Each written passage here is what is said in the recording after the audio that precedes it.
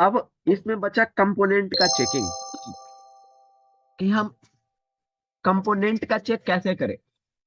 तो कंपोनेंट का चेक करने के लिए जब जो जो कंपोनेंट पढ़ेंगे तब उस कंपोनेंट का चेकिंग करने का तरीका बताएंगे। लेकिन एक चीज इसमें ध्यान रखिएगा कि कंपोनेंट कभी भी जब चेक होता है तो इतना सिर्फ अभी ध्यान रखिए कि जब किसी भी कंपोनेंट को हमको चेक करना है, तो मान लीजिए ये एक कंपोनेंट है, ये एक प्रोब है और एक ब्लैक प्रोब।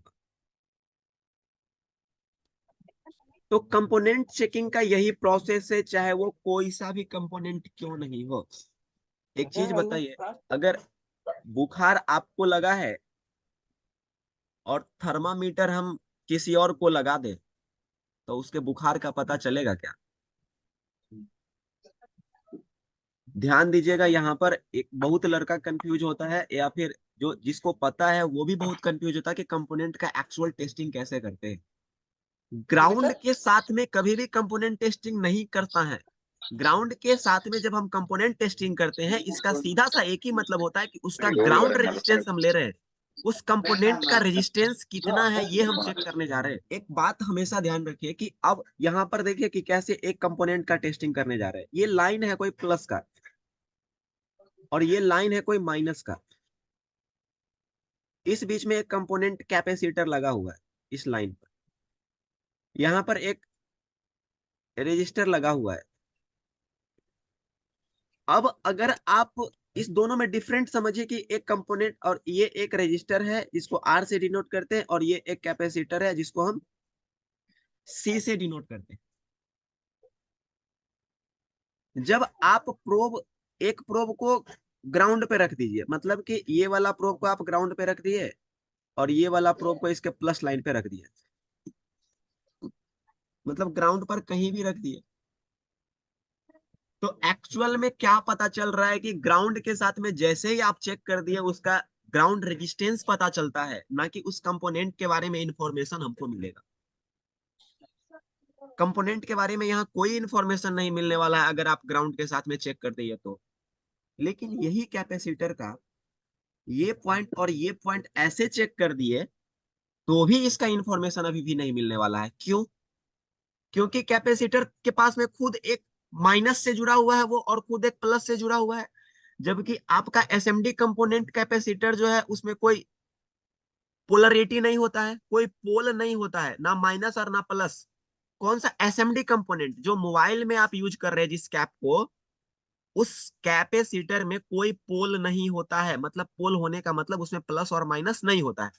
लेकिन आपके बोर्ड में कैपेसिटर को माइनस सिरा के साथ जोड़ा जाता है और कैपेसिटर को प्लस सिरा के साथ में जोड़ा जाता है। जैसे ही आप उस कैपेसिटर को बोर्ड में आप दोनों प्रोब के साथ में टच किए, ऐसे करके अगर टच किए, ये देखिए ऐसे करके अगर आप टच किए तो भी आपको यहाँ पर ये जीआर ही देगा। लेकिन रजिस्टर के साथ में जैसे ही आप यहाँ ऐसे करते हैं तो ये अपना ओम का वैल्यू में चेक करना। मतलब अगर डायोड मोड में किसी को आप ऐसे चेक करते हैं तो वहां पर वो जीआर देने लगता है। इसीलिए उसका एक अलग वैल्यू चेक करने के लिए उसके यूनिट में हमको जाना पड़ेगा। किसके यूनिट में? जैसे एक आटा है, चावल है, उसका यूनिट क्या है? केजी।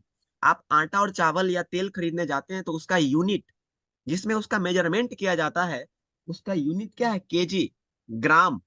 उसी तरह से एक रजिस्टर को चेक करने के लिए उसका जो यूनिट है वो ओम है। ओम। तो ओम मोड में जब जा करके आप ऐसे करेंगे, ऐसे करेंगे ना, दोनों प्रोब को जब टच करेंगे तब जा करके आपको इस रजिस्टर का वैल्यू मिलेगा। वो उसका वैल्यू होता है।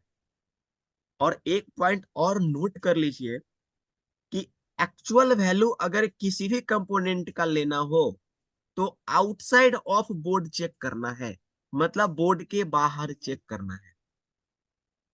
लेकिन एक एवरेज वैल्यू जब किसी भी कंपोनेंट का लेना हो, एवरेज वैल्यू, तो हम अंदाजा लगा लेते हैं कि हाँ 100 किलो ओम का रजिस्टर लगा, यहाँ पर 95 98 97 90 बता रहा है, तो वैल्यू 100 किलो ओम ही होगा। अब कैपेसिटर का जब कैपेसिटर का मेजरमेंट करना है तो कैपेसिटर ऑलवेज फेराड मोड में जाकर के मेजरमेंट करिएगा। कैपेसिटर किस मोड में जाकर के मेजरमेंट करना है? फराड मोड में। अब कैपेसिटर क्यों जरूरत पड़ता है मेजरमेंट करने की? तो आपको पता होना चाहिए कि कैपेसिटर का जब भी वैल्यू डाउन हो जाता है, खास करके ग्राफिक सेक्शन में, आप अभी तक अगर कोई भी चैनल पर, यूट्यूब के किसी भी चैनल पर देखे होंगे कि कैपेसिटर सीरीज वाला कैपेसिटर चेंज कर दिया, खास करके पीएमआई 632 में ऐसा होता है। पीएमआई 632, 502, 602, 902 में ग्राफिक्स डायरेक्ट गायब होगा, तो उस टाइम सीरीज वाला कैपेसिटर जो होता है लोग चेंज कर देते हैं। क्यों चेंज करते हैं? तो इसके पीछे उसका जो फेराड वैल्यू होता है वो वेरी लो हो जाता है। जब फेराड वैल्यू लो हो जाता है तो वो मूव करता है शॉर्टिंग की तरफ। तो वहां पर जब कैपेसिटर जब हमारा काम कर रहा होता है तो कैपेसिटर का वैल्यू, जैसे आपका एनर्जी अगर डाउन के तरफ चला जाए, आपके में जो शरीर में जो ताकत है वो किधर डाउन के तरफ, एनर्जी डाउन होने लग जाए तो आपका सीधा कहाँ जाएंगे? आप मूव करेंगे हॉस्पिटल के तरफ, आपका हेल्थ क्या हो जाएगा? खराब हो जाएगा। उसी तरह से कैपेसिटर का फेराड वैल्यू अगर डाउनवर्ड के तरफ मूव करता है तो वो क्या हो रहा है? क्लोजिंग टू शॉर्ट, वो मतलब शॉर्ट के तरफ जा रहा है। तो उसी में जो जो आप लोग अभी ग्राफिक्स जब पढ़ेंगे तो वहां पर बताया जाएगा कि आपका ये सीरीज कैप क्यों लगाया जाता है, वहां पर क्या इसका काम होता है। तो वो जो कैपेसिटर होता है ना, उसी का फेराड वैल्यू चेक करने के लिए हम लोग यूज करते हैं। कैपेसिटर जब प्रॉपर तरह से शॉर्ट हो जाए, जब कैपेसिटर प्रॉपर तरह से शॉर्ट हो जाए या खराब हो जाए, तो फेराड वैल्यू जो होता है ना, वो फ्लक्चुएशन में आने लग जाएगा। एक्चुअल वैल्यू वो नहीं देगा। मतलब कभी 100 देगा, कभी 10 माइक्रोफेराड देगा, कभी 10 नैनो फेराड दे देगा। इस तरह से वो वैल्यू देने लग जाएगा। मतलब कोई उसका कोई डिफिनिट वैल्यू नहीं होगा। जैसे मान लीजिए एक कैपेसिटर, ये कैपेसिटर है, इसका वैल्यू 10 माइक्रोफेराड है, 10 माइक्रोफेराड है।